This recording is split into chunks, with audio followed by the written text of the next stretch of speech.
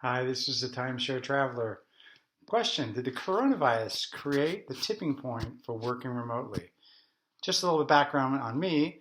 I've been working remote continuously for between 2 and 3 years. And prior to that, I had roughly the 10 years prior to that, I worked maybe 50% remote.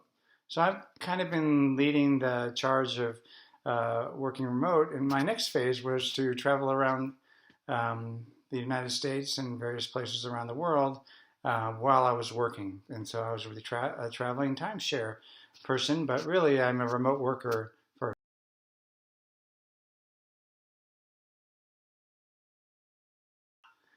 So I have a humorous side to me, and I got to thinking, it was like, here I am locked in my house, but why do we want to go to the office? It wasn't the coffee, was it? I can't imagine mine was ever that good. So sure, I didn't have to buy it, and I could go to the office and get free coffee. And again, being locked away here and all the hoarding of toilet paper, was it because there was free toilet paper in the office? Is that what made us all spend 2 hours in a car, potentially 1 hour each way in stop and go traffic when you never knew if you're going to have to slam on the brakes? I actually, once I stopped doing that, I realized that was scarier and more stressful than any office politics you could imagine.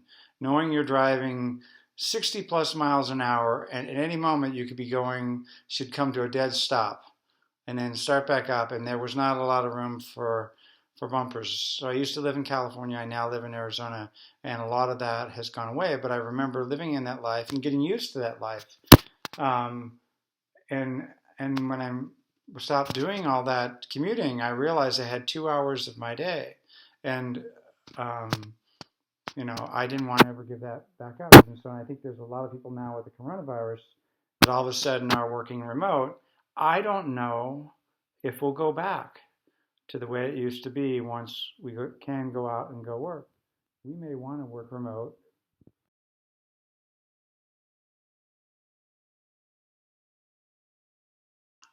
Well, it's what an interesting turn of fate. The coronavirus forced people to work from home.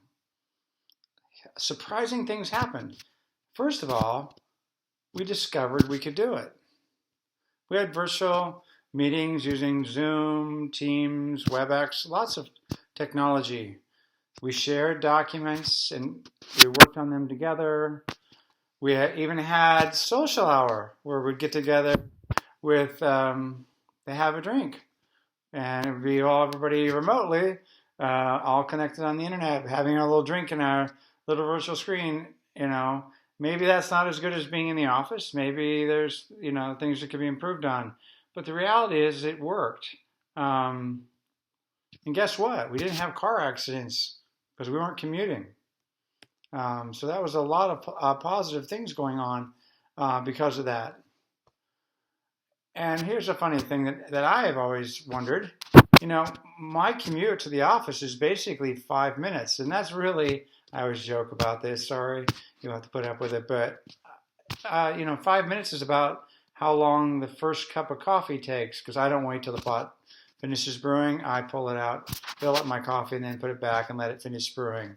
So really, my commute is 5 minutes. And I've even managed to start my computer up at the same time as I'm brewing coffee and have both of them ready to go within the time the first cup is ready to go.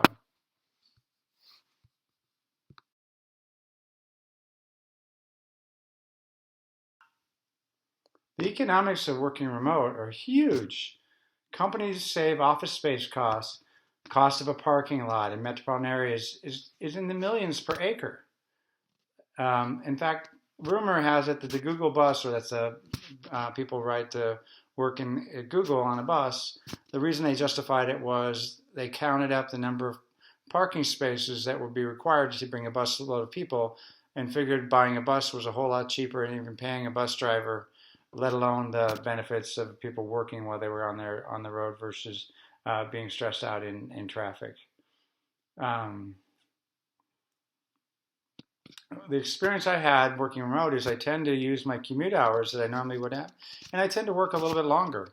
I have a little more flexibility to break in the middle of the day, but I also tend to work longer hours. Um, Now, the other thing is that we've noticed, like, because of the coronavirus, is the environment is a lot less polluted because there's a lot less cars on the road.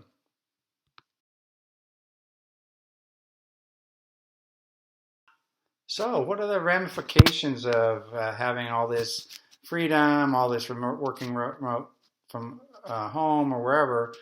The question you have to ask is now, do I need to live in a large city, or can I live anywhere I want to live and work the job because I can connect virtually wherever I am? In my case, currently, my customers are all over the United States and all over the world.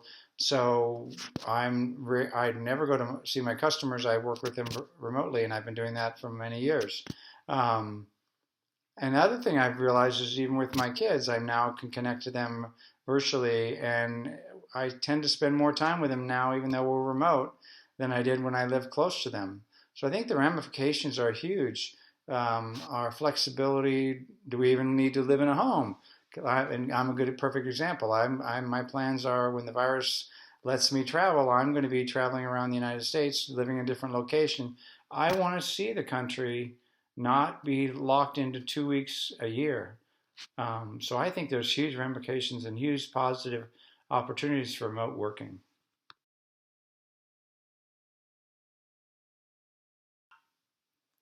Well, my last topic really is there's some future challenges that I don't think have been worked out that I've heard a lot of struggles about in the current lockdown, coronavirus induced remote working. The one is, how do you have virtual school as a service? I think high school it's okay because kids can be pretty self-directed, and even college is okay. Middle school kind of okay, but grade school I've heard a lot of concerns from parents that it's just really hard, and how much they appreciate the ability that grade school teachers have to manage the kids. So I think that's a real challenge. How do you do school? Because if you can do school as a service, much like a lot of software works as a service, then even raising a family, you could live remote and travel and see a lot more of the world. The other question I kind of have in my mind is I can see places to stay being more flexible, but I wonder about airlines. Will they have as much business travel? Because if I can do everything virtually, why do I need to travel for work?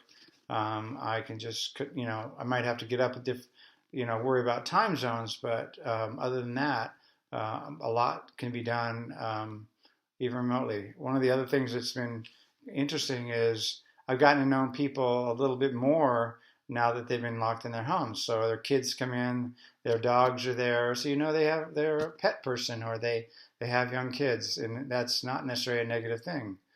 So I think there's a lot of future challenges, but I think that stuff will sort itself out over time.